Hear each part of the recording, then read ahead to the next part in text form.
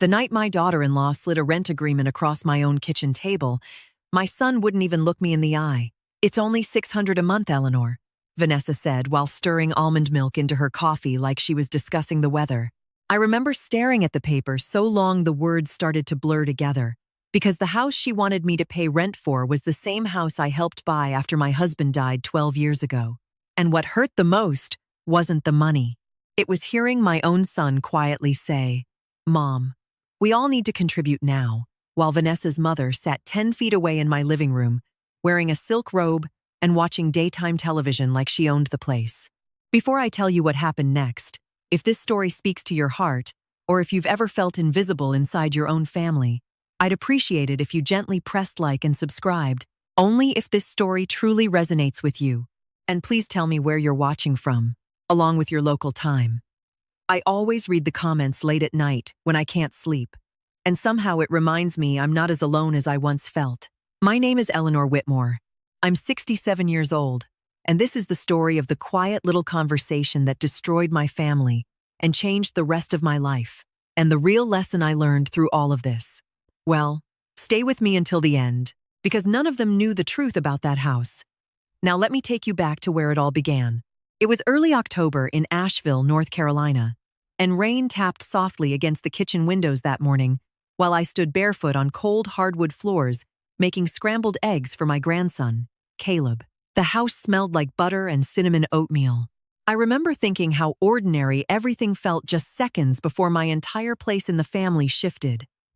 Vanessa walked in first, dressed in cream-colored yoga clothes, carrying one of those expensive planners she treated like a Bible. She smiled at me, but it wasn't a warm smile.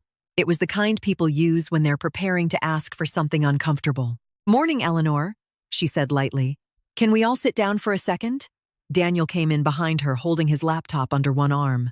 He looked exhausted already, dark circles under his eyes, tie crooked, avoiding eye contact before he'd even spoken a word. That was my first warning. "Is everything all right?" I asked. Vanessa pulled out a chair across from me and laid down a white envelope beside my coffee mug. "So Daniel and I have been reviewing household expenses," she began carefully. "And with inflation, utilities, groceries, property taxes, things are tighter than expected." I actually laughed a little because I thought she was joking. "Honey, I already buy groceries every week," I said, "and I watch Caleb almost every day after school." Vanessa folded her hands together. "Right, and we appreciate that. But we think it's fair for every adult in the home to contribute financially." The word fair landed like a slap. Daniel finally spoke, barely above a whisper. "Mom, it's just temporary." I turned slowly toward him. "Temporary?" He rubbed the back of his neck without looking at me. "Just until we stabilize things." I stared at the paper in front of me.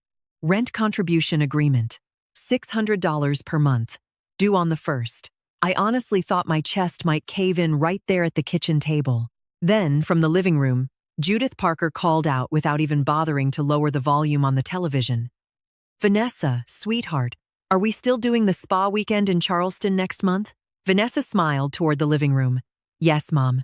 And that was the exact moment. Something cold settled deep in my stomach, because suddenly all the little pieces started fitting together in a way I didn't want to understand. After that morning, the house started changing in ways that were almost too small to explain to anyone else. But when you live somewhere long enough, you notice every tiny shift like a crack spreading through glass. My reading chair disappeared from the sunroom first. It was an old blue chair with faded arms, where I used to drink coffee and read mystery novels every morning around 6:30 before Caleb woke up. One afternoon I came home from the grocery store and found it shoved into the garage beside paint cans and Christmas decorations. In its place sat one of Judith's oversized cream recliners facing the television. "Oh," Vanessa said casually when she saw me staring at it.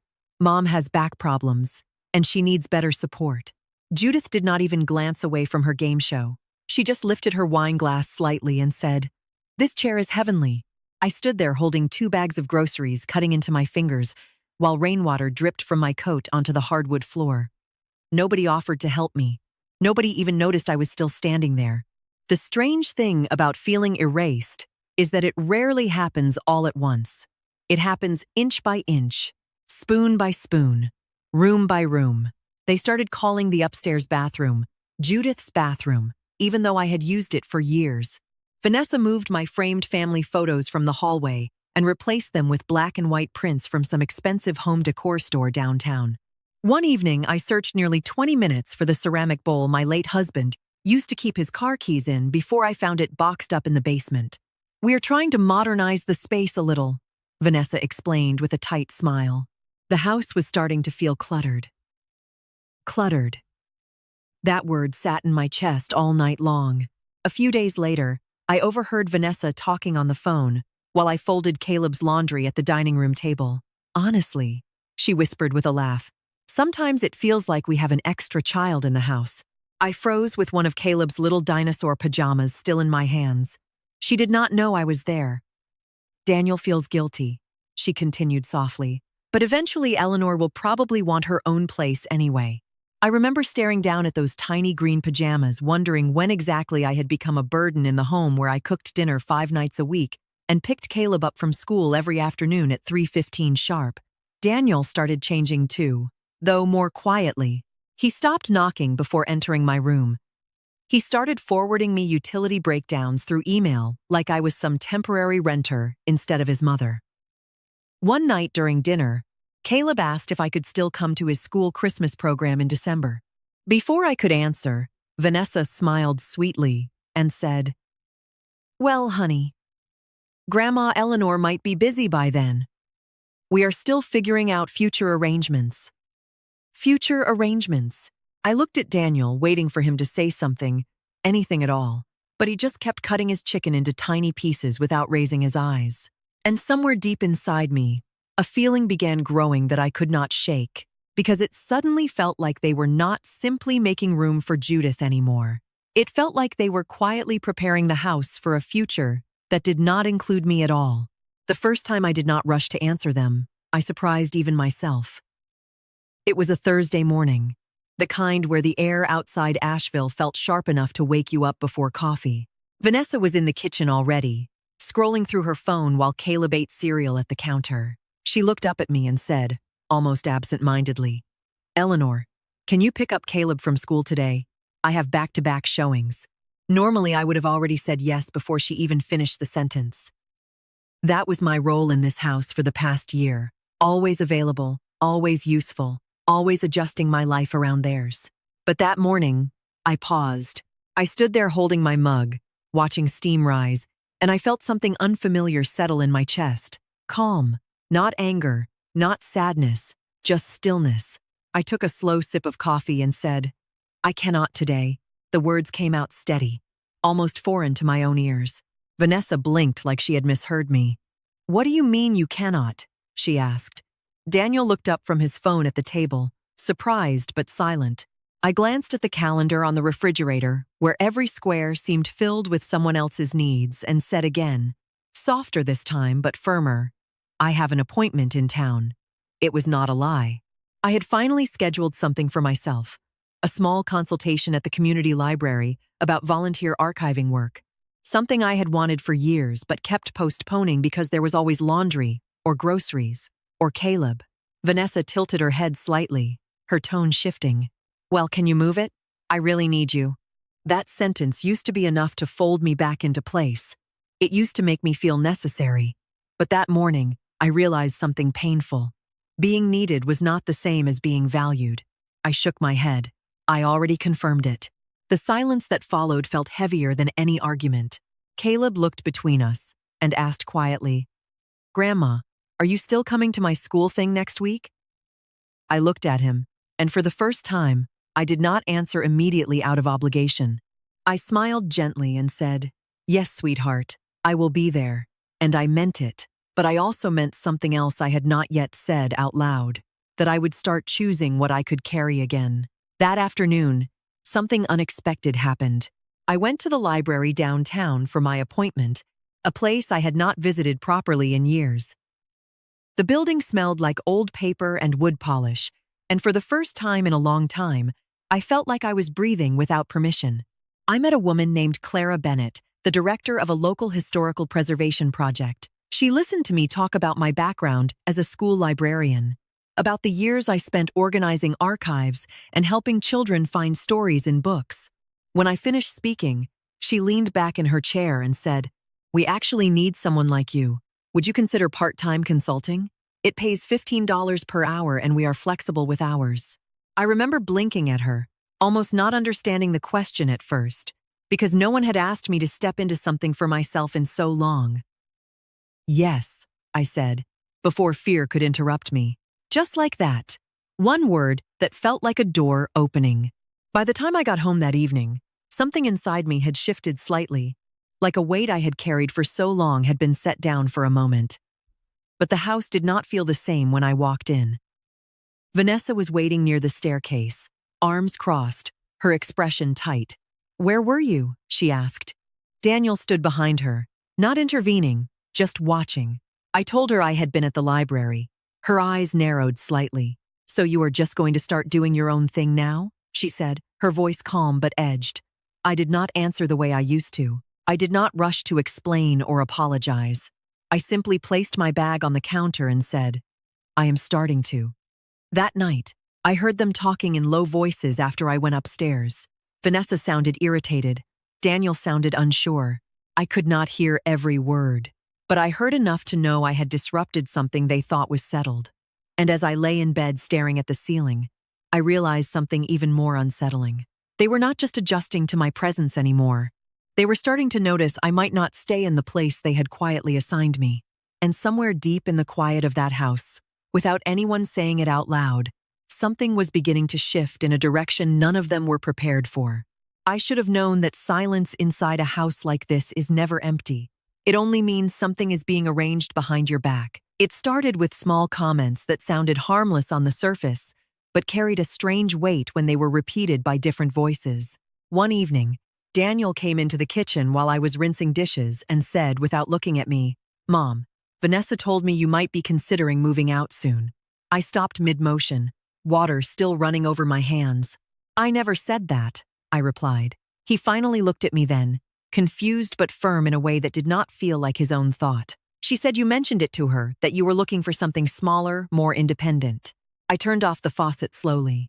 "That is not true." He hesitated, just long enough for me to realize something had already settled in his mind. "She just thought maybe you were preparing for a transition," he added, as if that explained everything. A transition. That word followed me all day like a shadow. Later that week, I went to pick up Caleb from school early, and one of the other mothers I barely knew smiled at me in the parking lot and said, "Oh, I heard you are moving closer to the library downtown. That sounds exciting." I blinked at her. "I am not moving," I said gently. She looked surprised, almost embarrassed. "Oh, Vanessa mentioned it at the PTA meeting last night. I assumed it was official." That was the first time my stomach dropped in a way I could not ignore, because I had not attended any PTA meeting, and yet my life was being discussed there, as if it had already ended in one version of the story I had never agreed to. When I got home that evening, I asked Vanessa directly. She was in the living room arranging throw pillows that did not need arranging. "Why are people saying I am moving out?" I asked calmly. She did not even look guilty. She smiled slightly. The kind of smile that pretends confusion is unnecessary. "Oh, that," she said softly. "I just mentioned you were exploring options. You know, for your comfort. I did not think it would become such a big thing." "Exploring options?" I repeated. Daniel walked in at that moment, loosening his tie. Vanessa turned toward him immediately. "I was just trying to be helpful," she said gently. "Your mother has been talking about needing more space lately. I thought it would be good to start planning ahead so there is no stress later." Daniel frowned, glancing between us. "Mom, did you say that?" he asked. I felt something inside me tighten. "No," I said clearly. But the pause that followed my answer was heavier than the word itself, because Daniel did not respond right away. He looked uncertain, like he was weighing two versions of reality, and neither fully belonged to me anymore. Vanessa stepped closer to him, lowering her voice just enough for it to feel intimate, private. "I would never misinterpret her," she said. "I just want what is best for everyone." And in that moment, I saw it. Not a loud betrayal, not an obvious attack, but something quieter and far more dangerous. My reality was being rewritten in pieces I could not catch fast enough. Even Caleb started repeating it later that night while eating dinner, saying cheerfully, "Mom said Grandma might get her own nice place soon." I dropped my fork just for a second, and no one noticed except me. When I tried to correct it, Vanessa gently interrupted with a laugh. "Oh, honey, Grandma is just thinking about what is best for her." The words sounded kind, but they felt like something closing around me. I looked at Daniel, expecting him to stop it, to ask for clarity, to defend the truth I was still standing in. But he only sighed and said, "Mom, maybe we should talk about this later. It is confusing everyone. Confusing everyone." That was the moment the floor beneath me finally gave way, because I realized I was no longer part of the conversation about my own life. I was only the subject of it. And as I stood there in the kitchen surrounded by voices that were agreeing on a story I never told, I understood something terrifying was already in motion, something I could no longer see clearly, but I could feel beginning to collapse all around me. The first time I realized I was no longer part of their inner world was not during a confrontation, but during a silence that stretched across an entire week. After that dinner where everyone spoke about my life, as if it had already been decided, I expected at least one message, one call, one moment where someone tried to clarify what was real. Instead, my phone stayed quiet. Too quiet. On Monday morning, I sat at the kitchen table watching sunlight fall across the same countertop where I had once been asked to sign a rent agreement, and I opened my email hoping for something normal. There were messages from the library project director, Clara Bennett, confirming my schedule and welcoming me officially as a part-time consultant. There was also a calendar invite from Vanessa titled Household Planning Discussion, scheduled for Friday at 10 a.m. No message, no explanation, just an appointment like I was an item to be managed. I did not respond immediately. That was the second time I surprised myself. Later that day, Daniel called while I was folding laundry. His name appeared on the screen, and for a brief moment I felt a familiar reflex, the instinct to answer before the second ring. But I let it ring 3 times before picking up. "Mom," he said quickly, almost relieved. "We need to clear up some confusion. Vanessa feels like things are being misunderstood." I stood still, holding a towel that smelled like lavender detergent. "What confusion?" I asked. He hesitated. "About what you said at dinner. About staying or not staying." I closed my eyes for a second. "Daniel, I never said I was leaving." There was a pause, and then his voice softened in a way that no longer felt comforting. "I know, but maybe you should just talk to her directly. She is really stressed about all this." I almost laughed, but it came out as something quieter. "I have talked to her directly," I said. "It does not seem to matter." He exhaled sharply. "Mom, please do not make this harder than it needs to be." That sentence stayed with me long after the call ended. Not because it was cruel, but because it revealed how easily my experience could be reframed as a problem I was causing. The next attempt came from Vanessa herself. A message arrived at 8:43 p.m. "Hi, Eleanor, just checking in. I think it would be good if we all aligned on expectations before Friday. Let me know when you are free to chat. No apology, no acknowledgement, just alignment." I stared at the word for a long time, then placed the phone face down on the table. I did not reply. On Wednesday morning, I received a voicemail from an unknown number that turned out to be one of Vanessa's friends from the neighborhood association. "Hi, Eleanor. I heard you might be downsizing soon. Vanessa mentioned you found a lovely smaller place near the River District. That sounds perfect for you at your stage." My hand tightened around the phone as I listened twice, because now it was no longer just inside the house.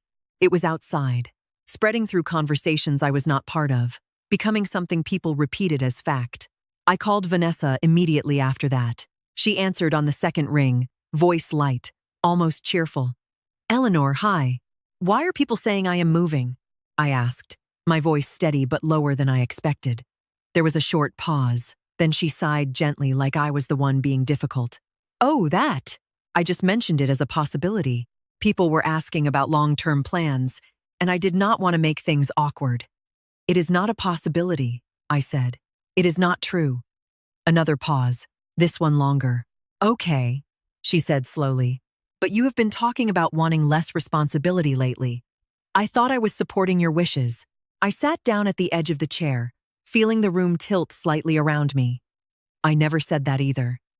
Her tone shifted just slightly, still calm but now careful, measured. Eleanor, I think you are feeling overwhelmed.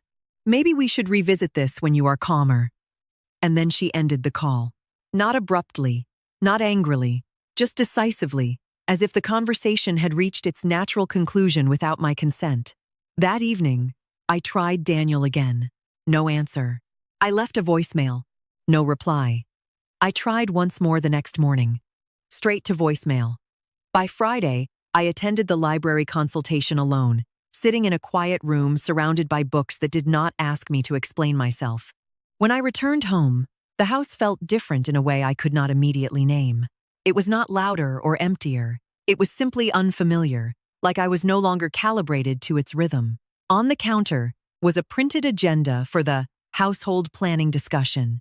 My name was listed at the top like a category rather than a person. I stood there for a long time holding that paper, listening to the refrigerator hum, realizing that every attempt I had made to correct the story had only made it stronger in their eyes. And in that stillness, I understood something I had been avoiding since the beginning, that I was no longer being misunderstood inside my own family. I was being replaced inside their version of it, and no one was coming back to ask me what was real. The day everything finally broke inside me did not begin with shouting or confrontation. It began with absence. I woke up that morning and realized I had not received a single message from Daniel in 4 days. No clarification, no update, no simple check-in. The house felt unusually still, like even its routines had stopped acknowledging me. Caleb had already been taken to school by Vanessa, which I only knew because I saw the empty breakfast bowl left on the counter with a sticky note that said, "We were running late. No signature, no warmth, just information." Around noon, I drove to the library for my consulting shift, and for a few hours, I tried to lose myself in cataloging old archives, pretending that paper records and history projects could anchor me to something steady. But even there, I felt disconnected, like I was moving through a life that was no longer aligned with the one I had built. When I returned home, I found a black scarf hanging on the hallway hook that did not belong to me, and for a moment I just stood there looking at it, understanding without being told that even the physical space of the house was no longer mentally mapped to me. That evening, I finally called Daniel again. He answered on the third ring, his voice tired and distant. "Mom, I am in a meeting," he said immediately. "Can this wait?" I stepped into the kitchen and closed the door behind me. "I just need to understand what is happening," I said quietly. There was a pause, then a sigh. "Nothing is happening," he replied. "Everything is fine. You are just overthinking things again." That sentence landed softly, but it carried something heavier underneath it, something dismissive in its calmness. "I am not overthinking," I said. "People are making decisions about my life, and I am not part of any of them." Another pause. Then his voice lowered. "Mom, please do not start this again. Vanessa is just trying to organize things, so everything is clear for everyone." I felt something inside me tighten, not in anger, but in recognition. "Clear for everyone except me," I said. He did not respond. He just exhaled into the phone like the conversation had already ended in his mind. Later that night, I tried Vanessa. She picked up almost immediately, as if she had been waiting. "Eleanor," she said warmly, "is everything okay?" I stood by the kitchen window watching the dark yard outside. "Why is my name being removed from conversations in this house?" I asked. There was a brief silence. Then she replied softly, "No one is removing you. We are just trying to reduce stress. You have been under a lot of pressure lately." I closed my eyes.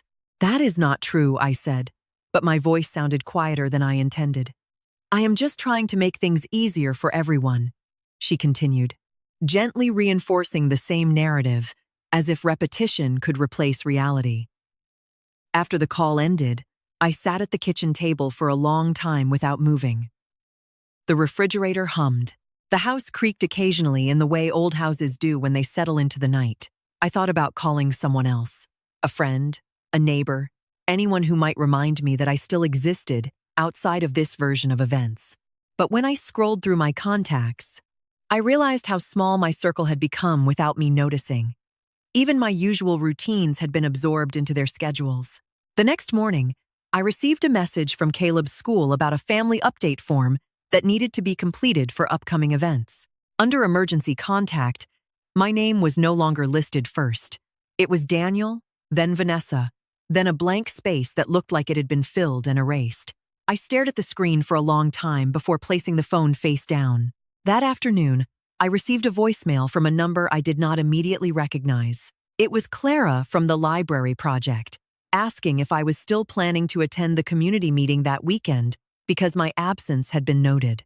Her voice was kind, but it reminded me that somewhere outside this house, I still had obligations that were mine alone. I sat by the window again that evening, watching headlights pass on the street, and I realized something I had been avoiding for weeks. I was not simply being excluded from decisions. I was being slowly removed from the narrative of my own life while still standing inside it. And for the first time, instead of trying to correct it, I felt something else begin to form underneath the exhaustion, a quiet awareness that I could no longer survive by waiting for them to include me again, and that whatever came next would have to begin with me stepping out of the role they had assigned without ever asking if I accepted it. The first real change did not come from anyone in the house. It came from the decision I made on a quiet Tuesday morning when the air outside Asheville felt unusually clear, almost like it was asking me to finally move instead of wait. I woke up earlier than everyone else, around 5:40 in the morning, and instead of going to the kitchen like I used to, I sat at my small desk in the corner of the guest room and opened my laptop. The library project had sent me a new schedule, 2 consistent shifts per week, and Clara Bennett had added a note saying, "We would like you to take the lead on the archival restoration section if you are comfortable." I stared at that sentence longer than I expected, because no one in my family had asked me to take the lead on anything in years. I replied simply, "Yes, I am ready." That was the first time I did not ask for approval from anyone before accepting something for myself. By 7:30, I was dressed and out of the house before the kitchen even became active. No explanation, no announcement, just movement. When I returned that afternoon, Daniel was in the living room scrolling through emails. He looked up briefly and said, "You have been going out a lot lately." His tone was not accusatory, just observant, in a way that felt slightly unfamiliar. I placed my bag down and answered calmly, "I am working." Vanessa walked in from the hallway holding a grocery list. "Working?" she repeated lightly. I thought the library thing was just volunteering. I looked at her directly for a moment before saying, "It is a paid position now." There was a brief pause, not dramatic, but noticeable. Daniel blinked as if recalculating something internally. "That is good," he said slowly. I did not know it was serious. I almost smiled at that word. Serious. As if my life only became real once it could be measured by their understanding of it. That evening, I started organizing my schedule more deliberately. 2 mornings a week at the library became 3. Clara introduced me to a small team working on a local history exhibition. And for the first time in a long time, I found myself surrounded by people who spoke to me without assumptions. "Eleanor, could you review these catalog entries?" one of them asked, sliding a folder toward me. "Of course," I replied, without hesitation. That simple exchange stayed with me longer than I expected, because no one corrected me, no one redirected me, no one redefined what I was capable of. Meanwhile, at home, the conversations became shorter. Not hostile, just distant. One night, Vanessa mentioned, almost casually, "We are considering hiring someone part-time to help with school pickup and dinner prep." She said it while stirring soup, not looking at me. Daniel added quickly, "Just to reduce pressure on everyone." I nodded slowly. "That sounds reasonable," I said, and I meant it. Not because I agreed with the need, but because I no longer felt the need to argue with decisions that were already moving forward without my input. The following week, something unexpected happened at the library. Clara invited me to a small planning meeting with 2 city coordinators regarding a grant proposal. "We think your experience would be valuable," she said. I sat at the table in a quiet conference room downtown, listening as they discussed timelines and budgets, and when they asked for input, I gave it without second-guessing myself. "We could expand the archive access digitally," I suggested. One of the coordinators nodded immediately. That is actually aligned with what we were considering, he said. In that moment, I felt something shift again, not loudly, but clearly. My ideas were not being filtered through someone else's permission anymore. When I got home that evening, Daniel was waiting in the kitchen. "Mom," he said carefully, "Vanessa feels like you are becoming less involved in family decisions." I set my keys down and looked at him. "I am still here," I said, "but I am also working." He frowned slightly. "It just feels different." I nodded once. "It is supposed to feel different." He did not respond to that. Instead, he looked away, like the conversation had reached a place he did not know how to navigate. Later that night, I received an email from Clara confirming that my role would expand into a lead coordinator position for the archival project over the next quarter. I read it twice before closing my laptop and sitting quietly in the dark room. For a long time, I did not feel excitement or fear. I only felt clarity. Something in my life was finally starting to move forward without waiting for permission from a house that had already started to forget I was part of it. And even though I could not see the full path ahead yet, I could feel, for the first time, that whatever came next would not be defined by where I had been standing still. The shift did not feel like a single victory, but like a series of quiet confirmations that I was no longer standing in the same place I used to occupy. The first time I noticed it clearly was on a Monday morning when I walked into the library archive room wearing a new navy blue lanyard with a silver name badge that read, "Eleanor Whitmore, Lead Archive Coordinator." The weight of it was light around my neck, but emotionally it felt unfamiliar, like I was learning how to carry myself again. Clara Bennett met me at the entrance with a folder in her hand and said, "We are officially moving you into the lead position for the historical restoration project." I nodded. But this time I did not feel the need to shrink the moment with doubt or hesitation. "Understood," I replied simply. Inside the archive room, 2 younger staff members looked up when I entered. One of them smiled and said, "So you are the one leading the digital expansion proposal?" I answered calmly, "Yes, I will be reviewing the final structure today." There was no explanation of my past, no justification of how I got there, just presence and authority in the current moment. Later that afternoon, Clara introduced me to a city funding liaison during a virtual meeting. "Eleanor has developed a restructuring plan for accessibility expansion," she said. The liaison nodded and asked, "How long have you been working in archival leadership?" I paused for a fraction of a second, then said, "Long enough to know what gets lost when no one is paying attention."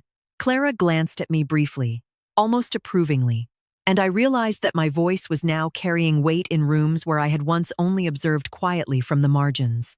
When I returned home that evening, I was still wearing my lanyard. Vanessa noticed it immediately. She stood in the kitchen, her eyes scanning the badge before meeting mine. "Lead coordinator," she read slowly. "That sounds official." Daniel looked over from the counter where he was reviewing something on his tablet. "Congratulations," he said, but his tone carried a distance I could not fully read anymore. I simply responded, "Thank you." No further explanation, no need to defend it. That night, I placed the badge on my bedside table instead of hiding it in a drawer. It was a small act, but it marked something internal that had fully settled. The next morning, I left earlier than usual for a grant review session downtown. As I stepped out of the house, Vanessa called after me from the hallway. "Are you coming home late again?" I stopped briefly at the door. "Yes," I said without apology. "We are finalizing the proposal draft today." She did not respond immediately, and I did not wait for one. At the library, I signed official documents as part of the leadership panel for the first time. My name appeared printed on the header of the proposal packet distributed to the city committee, listed alongside senior coordinators and department leads. When I saw it, I felt something settle quietly in my chest. Not excitement, but recognition. I was no longer participating in a role assigned to me by circumstance. I was shaping outcomes. During a break, Clara leaned over and said, "You have a very steady presence in meetings. People listen when you speak." I looked at the document in front of me and replied, "They listen because I finally stopped asking permission to speak." She smiled slightly, but said nothing more. That evening, as I walked back into the house, I noticed something subtle had changed again. My mail was no longer placed in the usual basket on the counter. Instead, it had been set aside on a small table near the entrance. Separate, organized, distinct. No one explained it. No one needed to. I understood it immediately as another quiet adjustment in how they were categorizing my presence. Daniel passed me in the hallway and said, "We saw your name on the proposal draft." "That is impressive." I nodded once. "It is work," I said, nothing more. And for the first time, I did not feel the need to translate myself into something more acceptable for them to understand. Later that night, I sat alone in the guest room, reviewing notes for the upcoming city presentation. The house was quiet, but not heavy, in the same way it used to be. It felt distant, like I was observing it from a slightly different angle now. I looked at the calendar on my phone and saw the current week marked with meetings, presentations, and deadlines that belonged entirely to me. And as I closed the laptop, I realized I was no longer trying to return to the version of life I had been pushed out of. I was already living inside a different timeline, one that continued moving forward whether anyone in that house acknowledged it or not. The invitation arrived on a Thursday afternoon, printed on thick white paper with the city seal embossed at the top. Final review session for the River District Heritage Expansion Project. It was scheduled at the downtown Civic Building, 7th floor conference hall, 2 days from now. I stood in the library archive room, holding it between my fingers, feeling a stillness settle in that was different from exhaustion or fear. It was anticipation. Clara Bennett walked in behind me and said, "This is the final presentation before committee approval. You will be leading the archival integration section." I nodded once. Understood.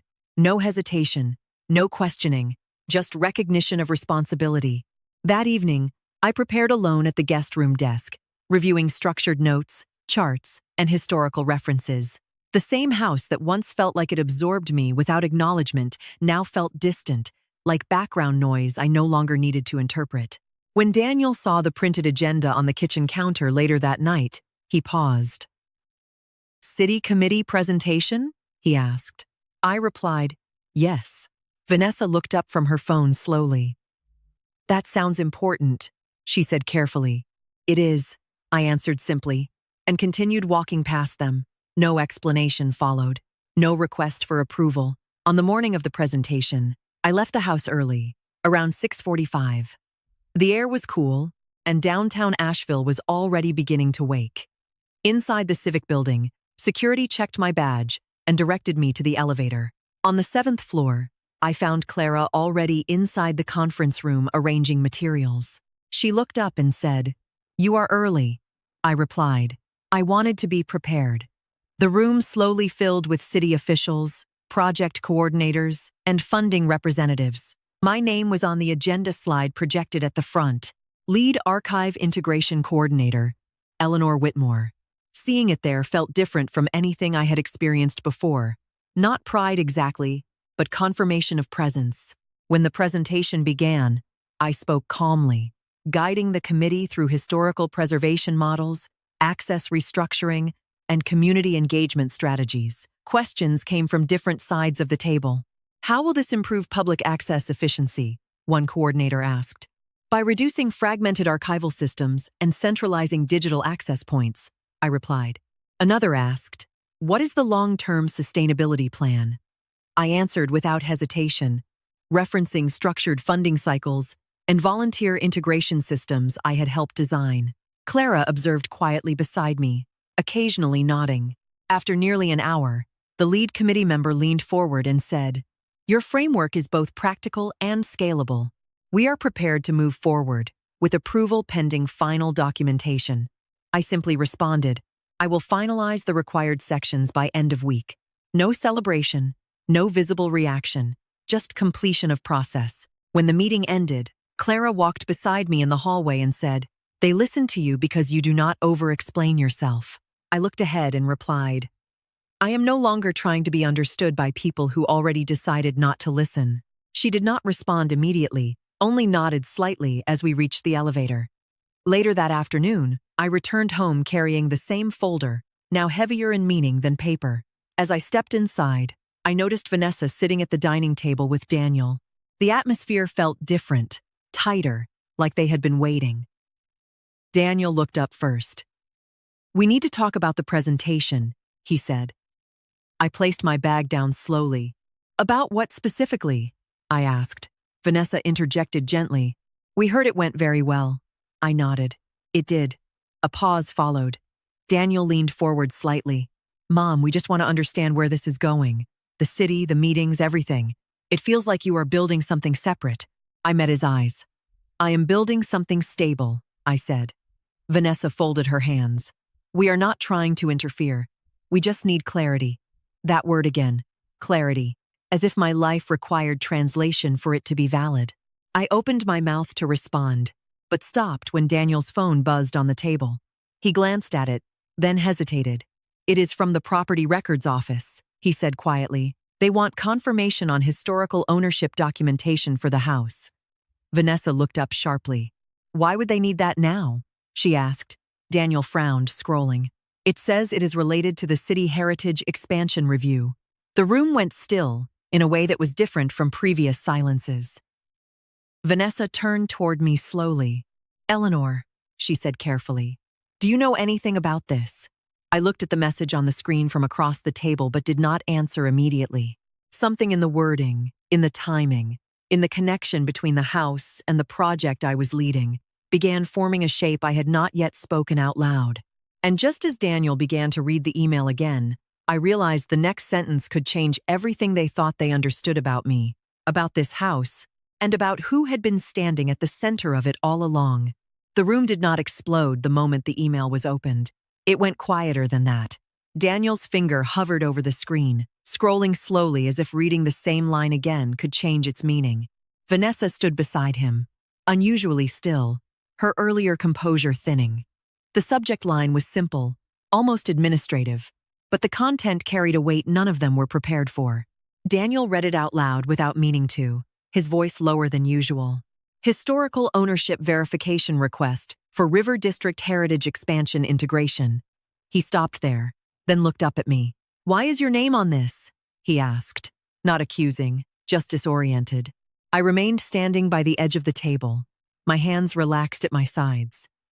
"Because I am the lead coordinator for the archival integration," I said calmly. Vanessa let out a small breath, almost a laugh, but it had no humor in it. "That is a city project," she said. "What does that have to do with this house?" I did not answer immediately. Instead, I placed the printed presentation folder from earlier on the table, sliding it toward them. Daniel opened it slowly. Inside were documents, structured timelines, and scanned property records references tied to historical zoning and ownership mapping of the district, including this address. His eyes moved across the pages, then paused.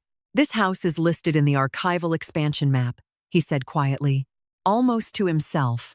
I nodded once. "It is part of the historical registry we are integrating into the city preservation system." Vanessa's expression tightened slightly. "That does not mean anything," she said quickly, but her voice no longer carried the same certainty it had before. Daniel flipped another page. "Mom," he said slowly, and for the first time he hesitated before using the word. "Why would the city need detailed ownership documentation from decades ago?" I finally looked at him directly. "Because the ownership records were never fully updated after the estate transition," I said. The room felt heavier after that sentence. Not dramatic, just precise. Vanessa stepped back slightly from the table. "What estate transition?" she asked, her tone carefully controlled now. I did not move. "The house was transferred into a trust structure after my husband passed," I said evenly. "It was never fully integrated into the updated family filings because I remained the primary listed beneficiary." Daniel blinked, slowly processing. "You never mentioned a trust," he said. I answered simply, "You never asked." Silence settled again, but this time it was different. It was not confusion anymore. It was recognition forming too late. Vanessa picked up one of the documents, scanning it faster now. "This cannot be current," she said. "If this were true, it would have come up during refinancing." I nodded slightly. "It did," I said. "Years ago, I handled it then." Daniel looked up sharply. "You handled it?" I met his gaze. "Yes. There was no anger in my voice, only clarity. The realization in the room shifted again, subtle but irreversible. Vanessa set the paper down slowly.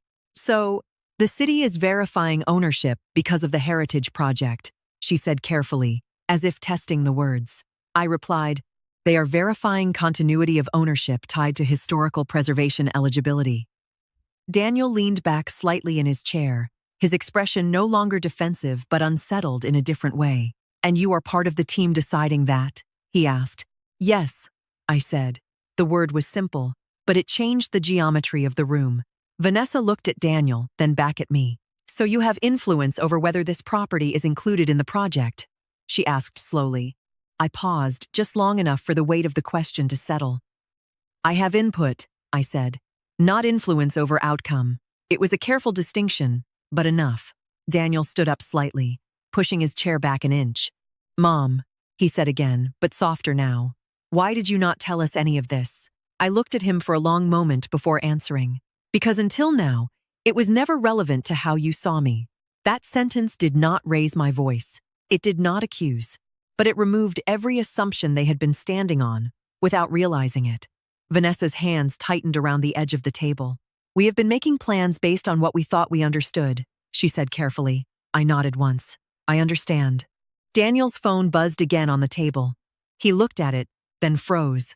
The screen showed another message from the city records office confirming a scheduled review of property classification tied to the heritage integration process, with my name listed as point of contact.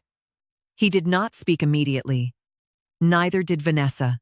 The silence stretched, no longer filled with explanation or argument, only the slow recognition that the structure they had built their assumptions on was not stable.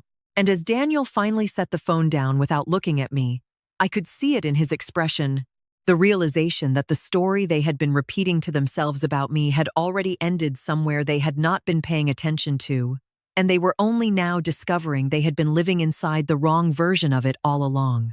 The email from the city records office was still open on the table when no one spoke for several seconds. It was not dramatic silence, but something heavier, like a room suddenly losing its assumed temperature. Daniel finally exhaled and rubbed his forehead. So this is all official, he said quietly, not a question anymore. Vanessa remained standing, her hands pressed lightly against the back of a chair, as if she needed something solid to hold her place. We need to call someone, she said, but there was uncertainty in her voice now, not control. I looked at both of them and understood something clearly in that moment. The conversation had shifted from interpretation to confirmation. The system they thought they understood had already moved past their control. Daniel looked at me again, but this time, differently. Not as someone trying to resolve a misunderstanding, but as someone recalculating who I actually was inside the structure they had been living in. Why would the city list you as the point of contact for something involving this property? He asked. Slower now. I answered calmly, because I have been coordinating the archival verification process tied to historical ownership mapping. Vanessa let out a small breath, almost disbelieving. But you never said anything about this level of involvement, she said. I nodded once. You never asked what I was involved in outside of this house. That sentence landed differently, not sharp, not loud, but final in its simplicity. Daniel sat down slowly, like the weight of the realization had shifted his balance. So, what does this mean? He asked. And for the first time, there was no assumption in his tone, only uncertainty. I looked at the document again, then back at him. It means, I said evenly, that decisions about this property are being evaluated within a larger historical framework that I am part of. Vanessa stepped forward slightly. Are you saying you have authority over what happens to this house? Her voice was careful, almost controlled again, but underneath it was something new. I met her eyes. I am saying I have a professional role in determining how it is categorized and preserved within the city system, I replied. There was a pause. Daniel looked between us, then spoke more quietly. Mom, why did you never tell us any of this? I held his gaze for a moment before answering. Because I did not need permission to build a life outside of what you assumed I was. That was the moment something shifted again. Not outwardly, but internally, in both of them. Vanessa slowly lowered herself into the chair she had been holding onto, her composure thinning in small, almost invisible ways. "We have been treating this like a private family matter," she said carefully. "But it is not just that anymore, is it?" I answered simply. "It has not been just that for a long time." Daniel leaned forward, elbows on the table now, voice lower. "If the city is reviewing ownership structure, does that affect our living arrangement here?" I did not respond immediately, not because I was avoiding the answer, but because I understood the weight of what he was really asking. "Finally," I said, "it affects how everything tied to this property is evaluated moving forward." The room went still again. Vanessa looked at Daniel, then back at me. "So what happens next?" she asked. I stood there for a moment, feeling the quiet separation between what they expected and what was already in motion. "Next," I said calmly, "the review process continues with or without comfort." Daniel's expression tightened slightly, not in anger, but in realization that comfort was no longer the reference point. Vanessa glanced down at the documents again, then said more softly, "We did not realize how far this went." I replied, "That is the part you are just now catching up to." No one interrupted after that. The conversation did not escalate. It settled into something more fragile, something unfinished. Daniel finally stood, walking a few steps toward the window as if needing distance to think. Vanessa remained seated, her hands now resting still on the table, no longer arranging anything. I gathered my folders slowly, preparing to leave the room, and as I reached the doorway, I paused just briefly. Not for effect, not for drama, but because I could feel that nothing in this moment had fully resolved. I looked back once and said, "You are free to ask the city directly if you need clarity." And then I walked out, leaving the door open behind me just enough that the silence in the room could not fully close itself yet. The weeks after the meeting did not feel like an ending, but like a slow settling of everything into a new shape that finally made sense. The house was still the same structure in Asheville, the same walls, the same creaking floors, but the atmosphere no longer pulled at me in the same way. I moved through it differently now, not as someone waiting to be acknowledged, but as someone who understood her own place outside of its assumptions. I kept my work at the library, now officially confirmed as lead archive coordinator for the River District Heritage Expansion Project, and my mornings began earlier, not out of obligation, but choice. Some days I would leave before anyone else woke up, coffee in hand, the quiet streets of Asheville still wrapped in mist. Other days I returned late in the afternoon, carrying folders that no longer felt heavy, only purposeful. Daniel and Vanessa adjusted in ways that were not dramatic, but noticeable in their restraint. Conversations became more measured, less certain. One evening, Daniel stood in the kitchen while I reviewed documents at the counter and said quietly, "The city confirmed the property classification review has been completed." I looked up briefly and replied, "Yes, I received the notice this morning." He nodded slowly, then added, "So that means everything is settled now?" I paused for a moment before answering. "It means everything is documented correctly now." There was no argument after that, only understanding forming in layers instead of confrontation. Vanessa remained more reserved around me, her earlier confidence replaced with caution, as if she was learning where silence should replace assumption. One afternoon, she placed a cup of tea near me and said softly, "I did not realize how much you were involved outside of this house." I accepted the tea and replied, "Most people do not see what they are not looking for." She did not respond, but she did not walk away immediately either. Something had shifted in how they observed me, not as someone defined by proximity, but as someone defined by her own structure. Caleb still ran into the kitchen sometimes with the same energy, and I still knelt down to listen to him talk about school projects and friends. But even those moments felt different now, lighter, unburdened by expectation. There was no longer an invisible negotiation happening behind every interaction. One evening, I sat alone in the guest room where everything had once begun to feel uncertain, and I looked at the small archive badge placed carefully on the desk. Lead Archive Coordinator. It was not the title itself that mattered, but what it represented, the fact that my identity had expanded beyond the roles I had been assigned without consent. I realized then that the most important change was not external recognition, but internal clarity. I no longer needed to be interpreted correctly in order to exist correctly. That understanding brought a quiet kind of peace, not loud or triumphant, but steady, like something finally returning to its rightful place. I thought about all the moments I had once waited for validation, for explanation, for inclusion, and how those moments had slowly taught me something I had not understood before. Sometimes, being overlooked is not the end of your value. It is the beginning of your clarity. If you are listening to this, and you have ever felt unseen in a place where you gave your time, your care, or your presence, I want you to know something gently, without pressure, without instruction. You are allowed to step back from anything that requires you to disappear in order to belong. You are allowed to grow beyond the version of you that others have decided is convenient. And you are allowed to trust that your life does not need permission to become what it is meant to be. My name is Eleanor Whitmore. I am 67 years old, and the quiet truth I carry now is simple. Your worth does not decrease just because someone fails to recognize it.